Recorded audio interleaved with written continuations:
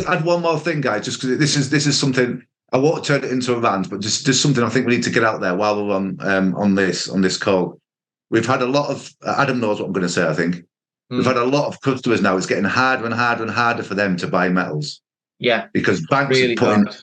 everything in their way to try and stop them, and it's very frustrating for us. Obviously, I spoke to a customer yesterday, and she was like, "Oh, keep your cool. You're okay." And I was like, "Yeah, I need to, don't I?" And she just reminded me I need to keep my cool and try and.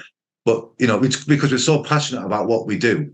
When we hear the things the banks are doing and the rubbish that they're filling people with, and so many people are still scared stiff of the banks. They and they're stopping them from protecting themselves. They're doing whatever they can to stop people from taking the money.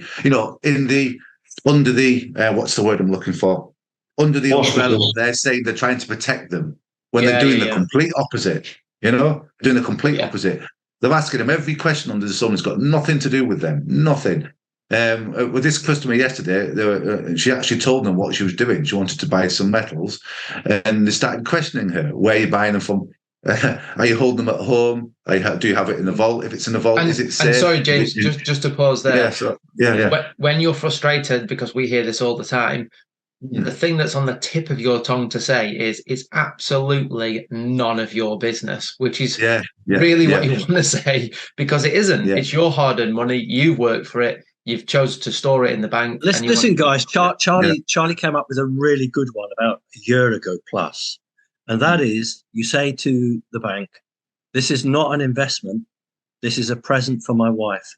And you just say, not an investment. I'm just buying a present. And I've tried that and it worked, because they legally can't. Oh, it's not an investment. You're not in conflict with us. It's a present. They don't like it, but they back on it. So I'd suggest you try that. Yeah, and Charlie said that. It just, do you know what? And that's really good and really useful. It just frustrates me that we even have to do those kind of things and go down that route when we should just be able to have what we want. Yes, the bank should try and protect us and make sure that we're not being scammed, because there is a load of scams out there, but not to the point that they're heavy-handed and tell you what you can and can't do. I can feel myself getting. That's exactly what they are doing right now. That's exactly what they are doing right now. It wouldn't take them 2 minutes to look up the bullion dealer that we use. We've been customers of for the past 7 years, and it wouldn't take them long to look them up, and you can see straight away the squeaky clean. They never will. But they never will. They say they're doing research, but they never do. They never do. They get to the end of the conversation, whether it's over a few days or over a few weeks. They kind of add time into the equation, and then they just say, "Look, we're happy to release it, but it's on you. If anything happens, then it's nothing to do with us." Well, over the past 3 years, it's got worse and worse, Adam, hasn't it? It's got worse and worse. We only know, obviously, because our customers tell us. Yeah, we have to try and help them to navigate around it. I bought a coin some months ago, and I got called into the bank, and he said to me, and the exact words were, "You bought gold. You freaked the system out." That's his exact words to me. You bought gold and you freaked the system out. And I said, well, what's the difference between me buying a second-hand car? And he said, oh, because it's gold. And it's just like as if... Gold's been around before the system. Why is the system freaked out by something that's been in the earth? Well, that's what they're saying. So annoying. Anyway, cool. Got to change. Well, the thing is, if you hold your ground, which I did, and I was there for 2 hours. That's the message.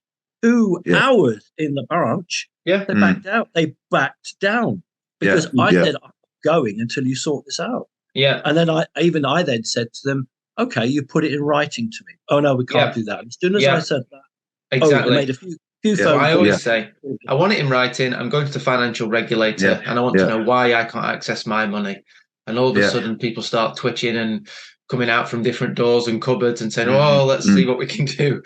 On a daily basis, I have to be blunt with people. I always have to apologise. Say, look, I'm sorry to say it how it is, but I've just got to say, look, you've got to stand your ground. You've got to give them some in a nice way. You can do it in a nice way, but you've just got to say, look, I've done my research. I'm confident in what I'm doing.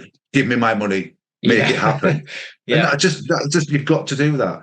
But I just feel so sorry for the little old lady or little old man or the person that's just not very maybe not as confident as some other person, and the bank says, no, you can't do it for this, or it's a scam, and they just go, okay, and they go home, and that's it. I just really feel for them. I really do. Anyway.